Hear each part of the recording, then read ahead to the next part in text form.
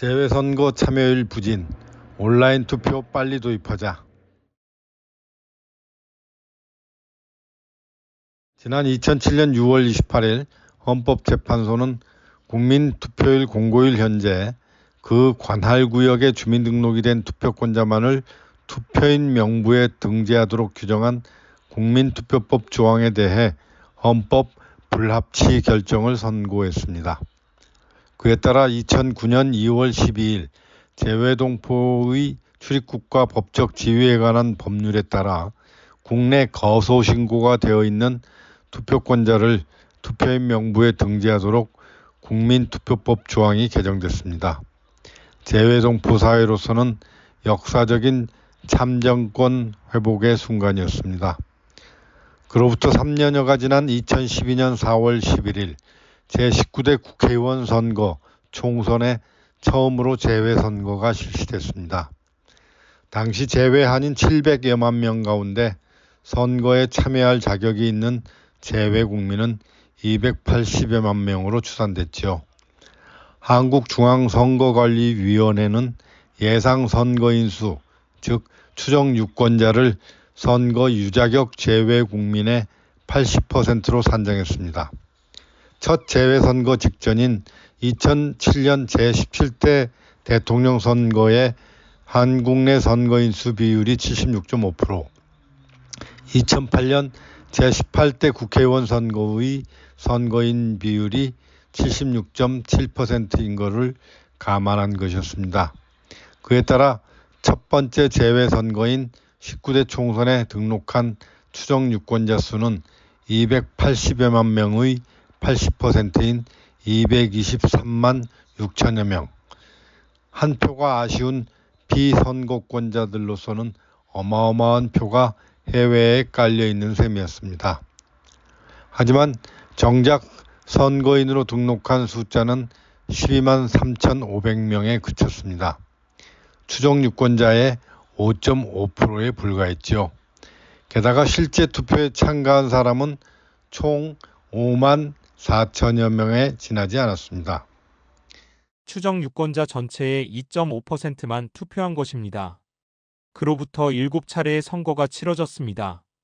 대통령 선거가 3차례, 총선이 4차례 있었지만 실제 투표율, 그러니까 전체 추정 유권자 가운데 투표권을 행사한 비율은 대선이 평균 7.8%, 총선은 3.1%가 고작이었습니다. 이번 21대 대선의 재외선거인 등록이 지난 4월 24일 마감됐습니다. 선관위가 잠정 집계한 바에 따르면 총 26만 4,251명이 유권자 등록을 마쳤습니다.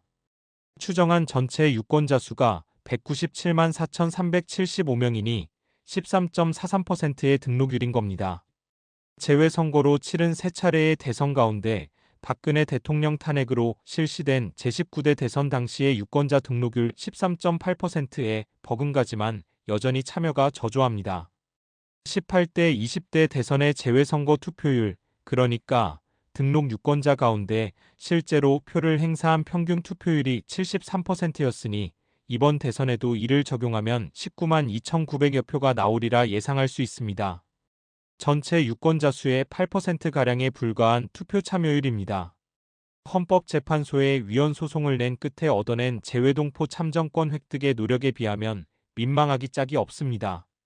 저조한 투표 참여율이 거듭되다 보니 재외선거에 투입되는 선거관리 인력과 비용 등을 따져가며 비효율성과 세금 낭비까지 들먹이는 지적이 적지 않은 게 사실입니다. 한국 내에서도 그렇지만 동포사회 일각에서도 참여하지 않는 권리가 무슨 의미 있느냐라며 아예 참정권 자체를 포기하자는 극단적인 의견도 나오는 판입니다. 하지만 재외유권자들에게 손가락질하면서 참여율 부진을 탓할 수 없음은 분명합니다. 세계 각국의 공간 위주로 투표소를 설치해놓고 한사코 방문 투표만을 고수하는 것이 투표 참여율을 바닥에서 기게 만드는 결정적인 이유이기 때문입니다. 지난해 총선 당시 태국의 한 동포가 무려 1,600km를 이동해 방콕에 있는 대사관의 투표소까지 찾아가 한 표를 행사했다는 일화를 화제거리로 삼을 수는 있겠습니다. 하지만 재외 국민이 투표소를 찾기엔 현실적으로 난감한 사정이 한두 가지가 아닙니다. 권리를 행사한다는 자부심과 긍지가 생업에 종사하는 시간을 쪼개고 이동 비용을 들여야 할 만큼 가치 있는 가에 대한 저울질은 쉽게 참견하기 어려운 문제입니다. 선관위는 재외선거 투표 참여를 높이기 위해 제도 개선을 하겠다지만 늘 말뿐입니다. 22대 국회에서 의원 11명이 재외선거에 우편투표를 도입하고 전자투개표 시스템을 도입하는 내용을 골자로 한 공직자선거법 일부 개정안을 공동 발의해놓고 있지만 통과 여부는 불투명합니다. 선관위가 블록체인 기술을 적용한 이른바 K-보팅 시스템을 개발해 상용화하고 있는 만큼 이를 재외선거에 도입하면 될 터인데 공정과 신뢰를 100% 보장하지 못한다는 이유로 망설이고 있는 건 선뜻 이해되지 않습니다. 생성형 AI가 일상에서 많은 것을 해내는 시대의 기술을 못 믿겠다는 건 시대착오적인 발상이 아닐까요? 그 저희의 재외동포 사회가 모르는 다른 의도가 숨어 있는 건 아닙니까? 상식적인 판단이 이뤄지지 않으니 엉뚱한 음모론에 빠질까 겁이 납니다.